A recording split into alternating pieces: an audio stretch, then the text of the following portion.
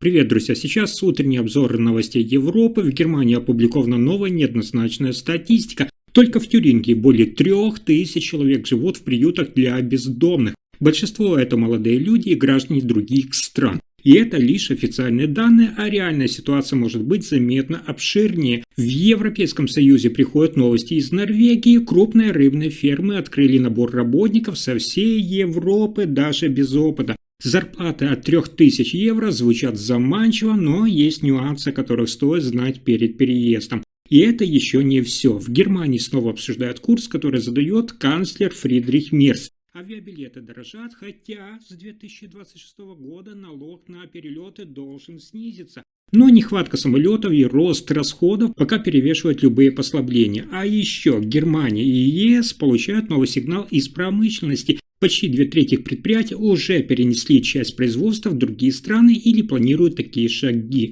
Канцлер Фридрих Мерц говорит о срочных мерах, а Урсула фон дер Ляйен подчеркивает, что ЕС готов оказывать помощь, но остается вопрос, помогут ли эти шаги вовремя.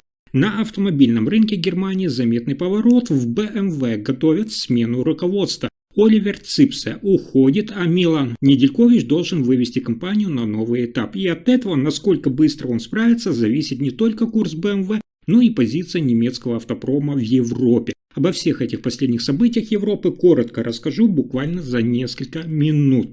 Итак, в Германии только на примере одной земли, Тюрингия, зарегистрирована серьезная проблема. Более 3000 человек живут в приютах и государственных учреждениях для бездомных. По данным статистики, на начало этого года таких людей насчитывалось 3030. Это на 3,7% меньше, чем год назад. Чаще всего помощь необходима именно молодым людям. Самую большую группу составляют люди в возрасте от 25 до 40 лет. Таких около 26,6%. За ними идут подростки и дети до 18 лет, почти четверть всех проживающих в приютах. Особенность нынешней статистики в том, что подавляющее большинство постояльцев именно, внимание, иностранное гражданство. 83,8% тех, кто живет в этих учреждениях, не являются гражданами Германии. Важно здесь подчеркнуть, что эти цифры отражают только тех, кто официально зарегистрирован в приютах и социальных центрах.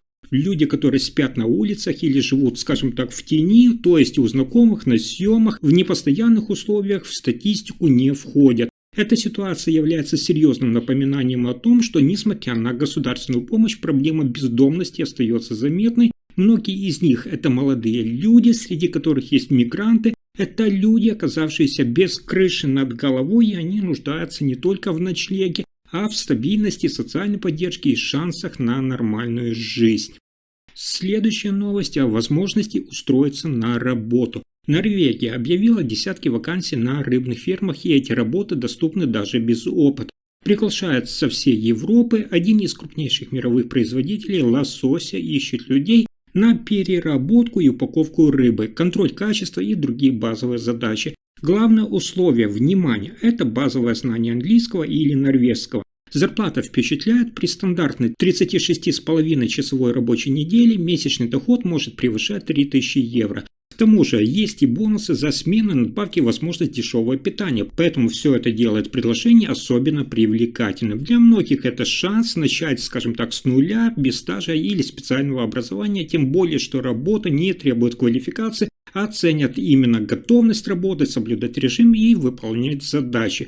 Напомню, что Норвегия – это страна с высоким уровнем жизни, стабильной экономикой, социальной защитой и хорошим стандартом. Для тех, кто готов к переезду и не боится работы руками, это реальный шанс заработать достойно и начать новую страницу. Следующая новость связана с обсуждением курса канцлера Фридриха Мерца.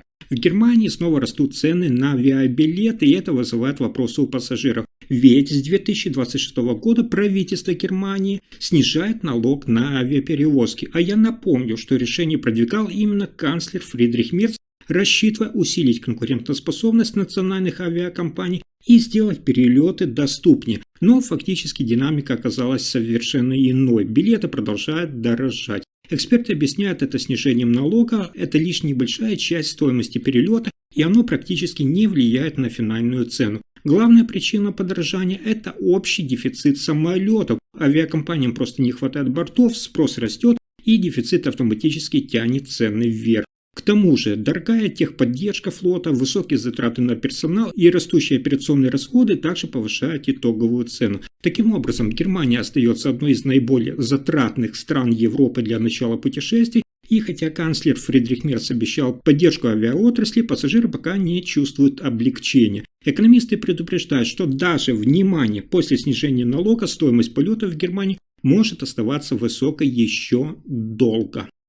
Но на этом новости дня не заканчиваются. В Германии формируется сложная ситуация в промышленности. Почти 2/3 предприятий уже либо перенесли часть производства за границу, либо планируют это сделать в ближайшие годы. Основные причины – это высокие расходы на энергию, налоги и бюрократию, а также рост издержек, который делает производство в Германии невыгодным. Канцлер Германии Фридрих Мерц подчеркнул, что страна должна создать более привлекательные условия для бизнеса, иначе часть промышленности может продолжить перемещаться за границу, а рабочие места перераспределяться. Он анонсировал пакет мер поддержки отрасли, включая налоговые льготы и стимулирование инвестиций. На уровне всей Европы ситуацию комментирует председатель Еврокомиссии Урсула фон дер Ляйен. Она заявила, что ЕС готов помогать странам, где производство оказывается под давлением, через совместные программы цифровизации и энергетической модернизации. По ее словам, сохранение промышленного потенциала Германии важно для всей Европы, а не только для национальной экономики. Эксперты отмечают, что без изменений Германия может утратить часть своего промышленного потенциала, заводы и рабочие места перемещаются в другие страны, а регионы, зависящие от промышленности, сталкиваются с замедлением экономической активности. Поэтому Германия и Европейский Союз должны действовать совместно, чтобы сохранить Made in Germany как символ качества, инноваций и стабильности на мировых рынках.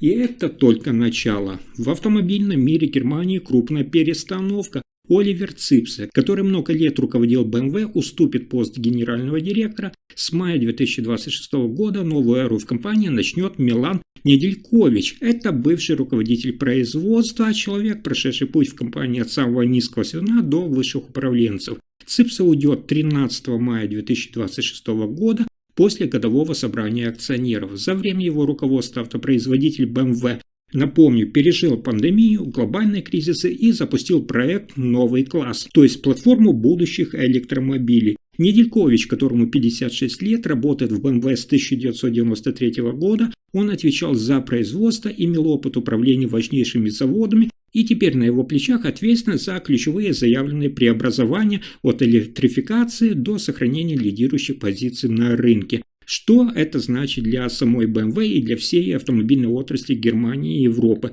Перемена на вершине концерна свидетельствует, что компания держит курс на трансформацию. Смена руководства может означать ускорение перехода на электромобили, усиление инноваций и усиленный акцент на новые рынки. Но это и определенный вызов, так как мы с вами видим, что сегодня рынок остается переменным, конкуренция очень высокая и новому руководителю BMW придется быстро показать результаты. Таким образом, смена поколений – это возможность для обновленного старта BMW и одновременно период адаптации для тех, кто работал по прежним подходам. На этом пока все. Вы слушали последние новости Германии. Если информация оказалась полезной, ставьте лайк, подписывайтесь на канал и делитесь видео. Спасибо за просмотр.